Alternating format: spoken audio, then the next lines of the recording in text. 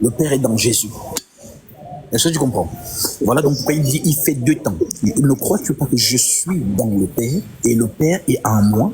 Les paroles que je vous dis, je ne les dis pas de moi-même. Et le Père qui demeure en moi, c'est lui qui fait les œuvres. 11, verset 11. Croyez-moi, je suis dans le Père et le Père est en moi. Croyez du moins à cause de ses œuvres. En vérité, je vous le dis, celui qui croit en moi fera aussi les œuvres que je fais. Et il fera de plus grandes, parce que je m'en vais au Père. Et tout ce que vous demanderez en mon nom, je le ferai, afin que le Père soit glorifié dans le Fils. Si vous demandez quelque chose en mon nom, je le ferai. Si vous m'aimez, gardez mes commandements. Et moi, je prierai le Père et il vous donnera un autre consolateur. Écoute bien, c'est ça ici. Et il vous donnera un autre consolateur, afin qu'il demeure éternellement avec vous. Ça veut dire que le consolateur ne meurt pas. Le consolateur est éternel. Ok. Il demeurera éternellement avec vous. On continue. L'esprit de vérité. Donc le consolateur s'appelle comment? C'est écrit comment chez toi? Avec un E majuscule, n'est-ce pas? Ça, c'est au combien? Ça, c'est nous sommes au verset maintenant 17. Attends.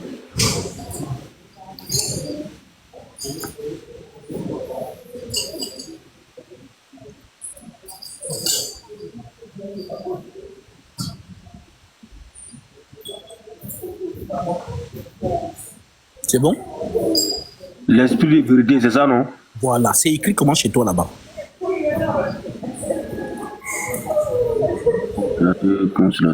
C'est où même? 17, verset 17. Donc si tu veux, tu commences au verset 15 et tu lis en descendant. C'est l'esprit de vérité que le monde ne peut recevoir. On n'est même pas fini. Vous connaissez quand il demeure.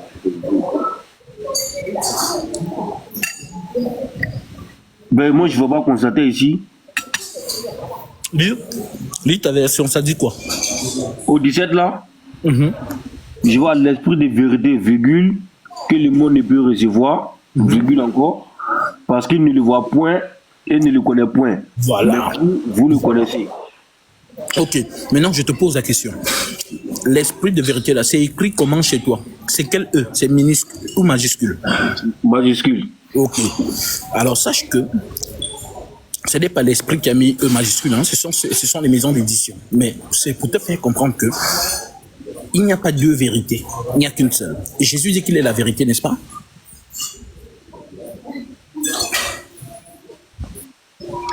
Tu dis quoi? Jésus dit qu'il est la vérité. Je suis la vérité. Jésus le dit, n'est-ce pas? Oui. Ok, mais le même Jésus parle de l'esprit de vérité. Est-ce qu'il y a deux vérités?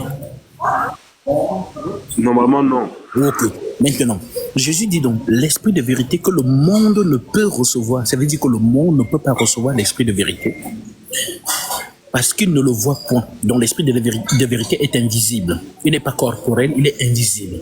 L'esprit de vérité parce qu'il ne le voit point et ne le connaît point. Mais vous, vous le connaissez. Je te pose la question. Le vous là, c'est qui? Et pas de ceux qui étaient avec lui là. D'accord. Maintenant, et vous, vous le connaissez. Et vous, vous le connaissez. Car il demeure avec vous. Qui demeurait avec les apôtres? Jésus. Ok. Car il demeure avec vous et il sera en vous. Voilà, mais bon, comment tu m'expliques ça? Voilà, c'est donc là que je suis. Voilà pourquoi je te donne rendez-vous à 15h30. 15h30, je te donne rendez-vous parce que là, tu vois, toute ma nourriture là n'est plus chaud. Parce que ça, c'est important, tu vois. Donc, mais si moi, ce que tu as dit, est que moi, je dois prendre comme ça. Donc, en gros, tu as dit me dire que Jésus, il est Dieu. Rendez-vous 15h30. En fait, tu vas comprendre bien. Mais je te donne quand même un élément. Comme tu as compris que ceux qui demeuraient avec eux, les apôtres demeuraient avec Jésus.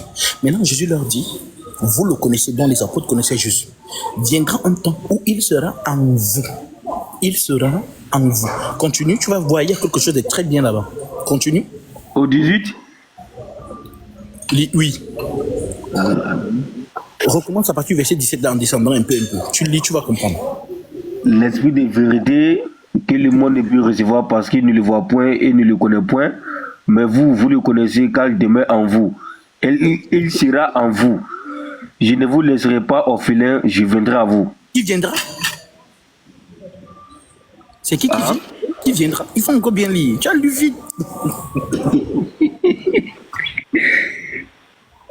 Je pense que tu commences à comprendre. L'esprit de vérité que le monde ne peut recevoir parce qu'il ne voit point et ne le connaît point. Oui, il ne le connaît point, oui. Mais vous le connaissez car il demeure en vous et il sera en vous. Je ne vous laisserai pas orphelin, je viendrai à vous.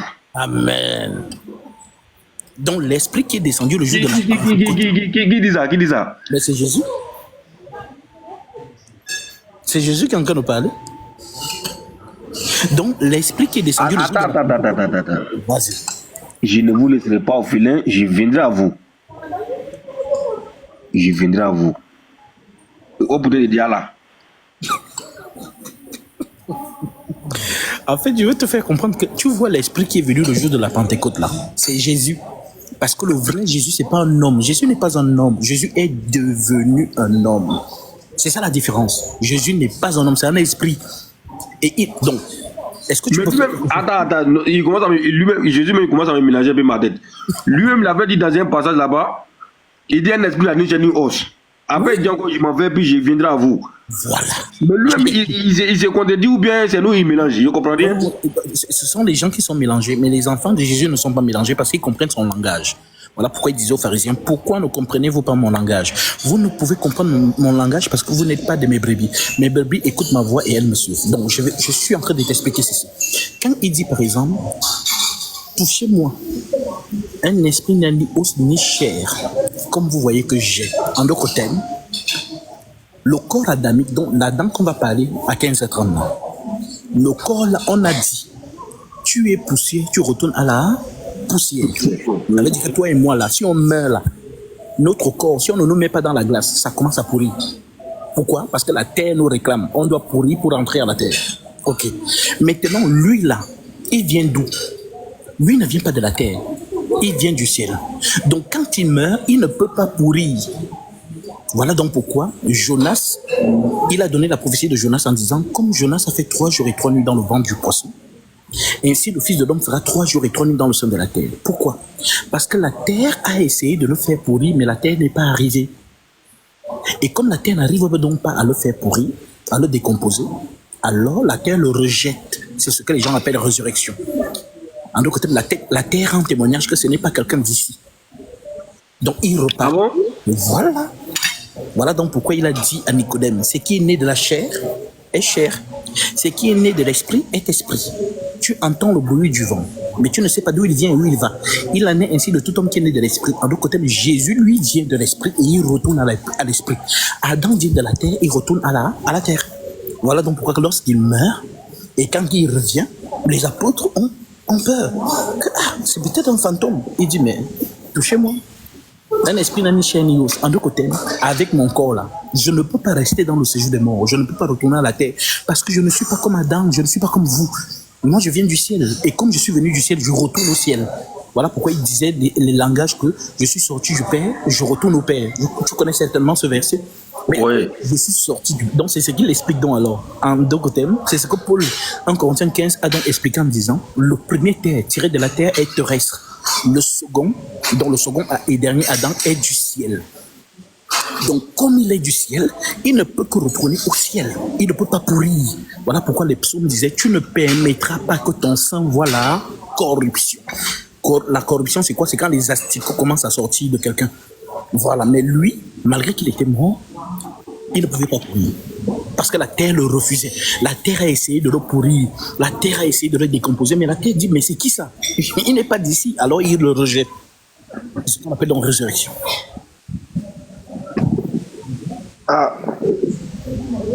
Rendez-vous 15h. J'ai dit que je suis là pour vous. C'est-à-dire, tous les faux enseignements de Côte d'Ivoire là.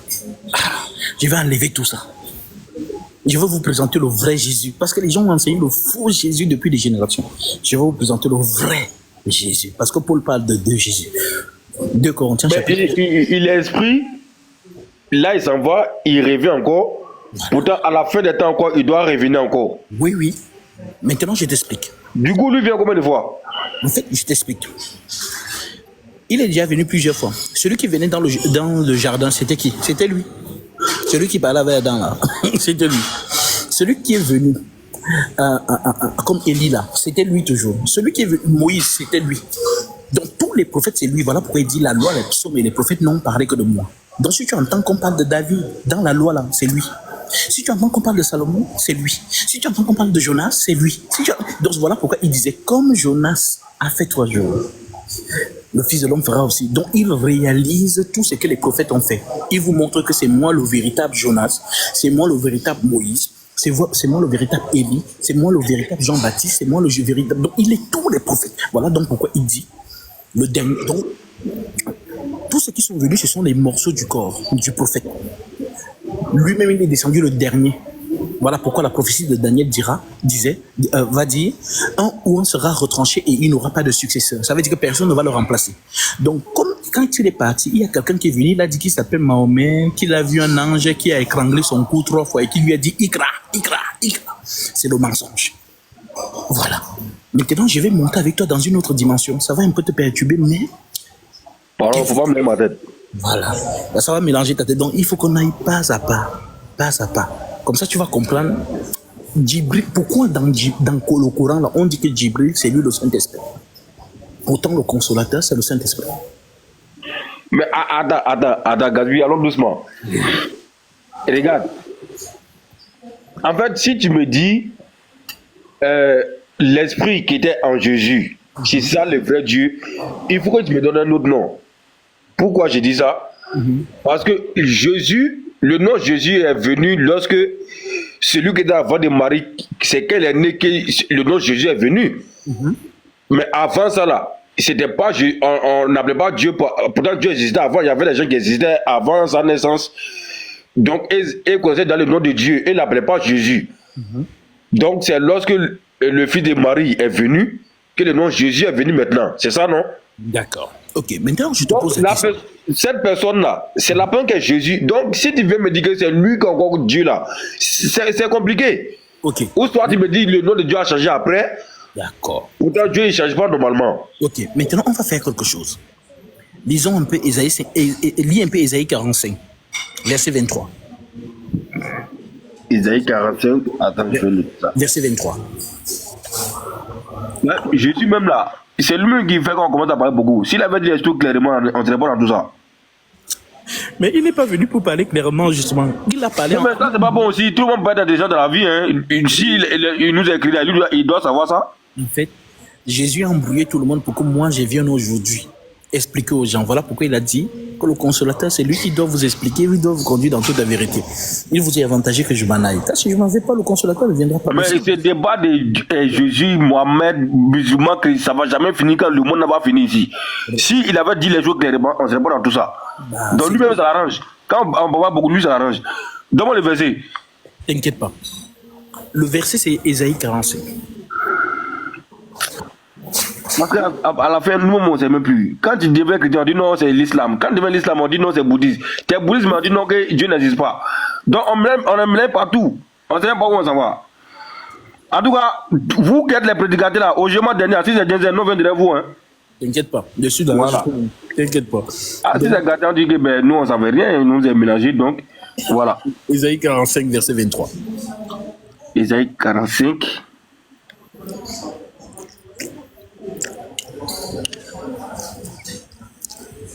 Verset 23.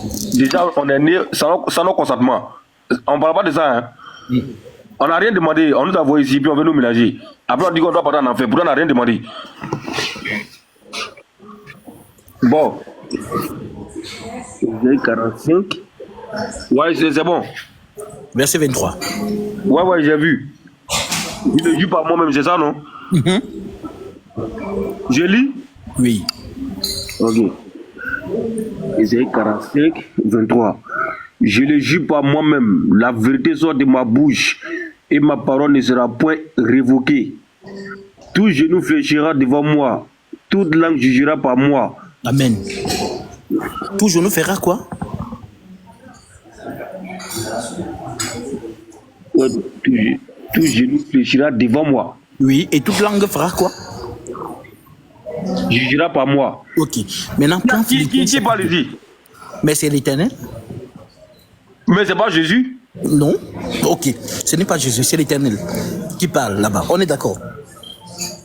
Oui, c'est l'Éternel. Ok. Maintenant, prends Philippiens. Allons dans Philippiens chapitre 2. Tu prends le verset 5. Philippiens, ok. Philippiens 2, verset 5.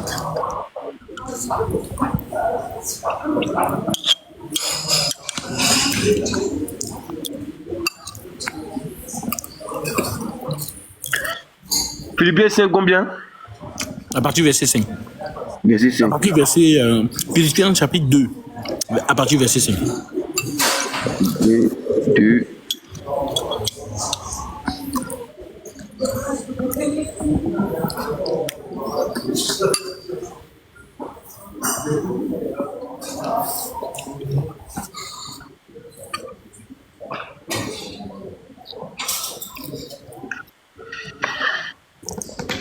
Faut pas avoir ça. Nous, non, moi, je ne veux pas partir en enfer. Hein.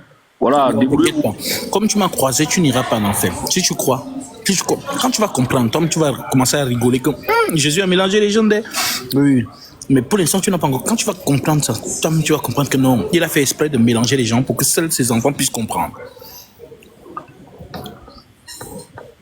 Moi, c'est tout mon problème. Par feu, on dit il y a feu là-bas. Qui va aller dans le feu? Pourquoi? Qui va aller en feu? Pourtant, la Sourate chapitre 19, verset 111 à 112 dit qu'il n'y a personne parmi vous qui ne passera pas par l'enfer. Il s'agit là d'une sentence irrévocable pour ton Seigneur. Ça, c'est pas nous. Nous, on n'est pas dans ça.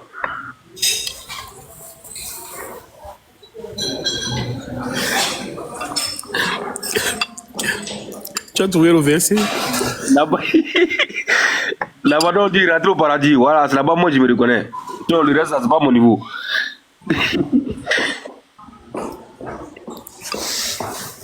C'est la marmaille.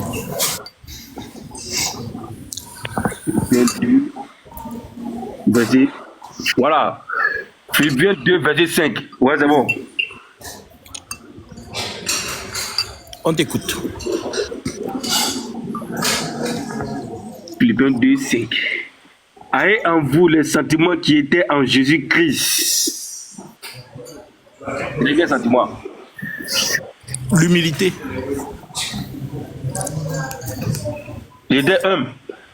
Oui, c'est ça, l'humilité. En d'autres termes, si Gatsby est milliardaire, il ne va pas mépriser ceux qui n'ont rien. Il va venir vers eux. Il va les toucher, même s'ils ont des maladies. Il va les embrasser. C'est ce que Jésus faisait. Du roi éternel qu'il est, il est venu, il a embrassé les gens qui avaient la lèpre. C'est ça donc l'humilité. Un milliardaire de ce siècle n'acceptera jamais ça. Dès qu'il entre quelque part, tu vois. Donc c'est ça donc on nous dit, soyez comme Jésus. Lui, Dieu, il était comme un simple homme. L'humilité. Vas-y mon frère.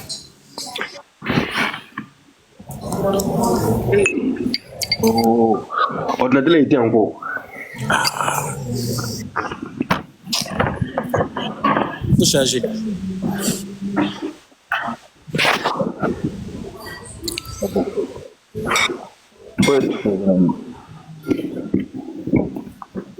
Rendez-vous 15h30 aujourd'hui, là, ce soir. Est-ce qu'on a couché avec la femme de Ève? On saura la vérité ce soir, 15h30. Voilà. Heure de Paris. Heure de Paris. 15h30, heure de Paris. Et je suis avec un ancien élément de Gédéon de la Tchitchoua. C'est lui là. Voilà.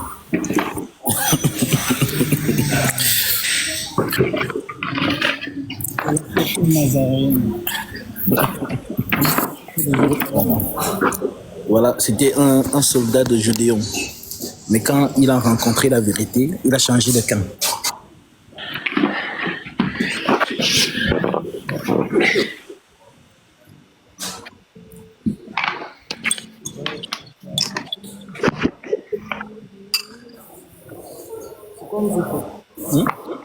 C'est le pain perdu. Goûte.